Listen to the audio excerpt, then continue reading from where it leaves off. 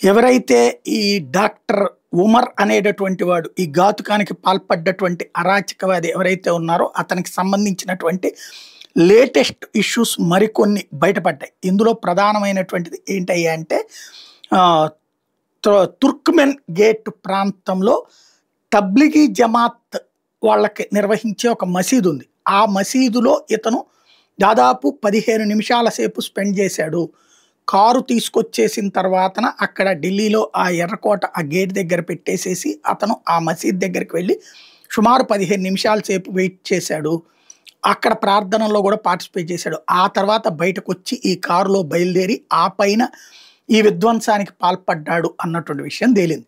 అంటే అప్పటికి తన మిత్రులు తన సహచర తీవ్రవాదులు దొరికిపోయేటప్పటికి తను అంతం కావడానికి సిద్ధపడి చనిపోయే ముందు ప్రార్థనలు చేసుకుని వెళ్ళాడా అన్నటువంటిది ఇప్పుడు తాజాగా దొరికిన సీసీటీవీ ఫుటేజీల ఆధారంగా వేస్తున్నటువంటి అంచనా. రాబోయే రోజుల్లో పూర్తి స్పష్టత వస్తుంది. ఇప్పటిదాకా అయితే ఈ తాజా వీడియోలో అతని ఫేసు, అతను ఆ మసీదు నుంచి బయటికి రావడం, ఆ ఏరియాలో నుంచోవడం ఇవన్నీ కూడా బయటకు వచ్చినాయి.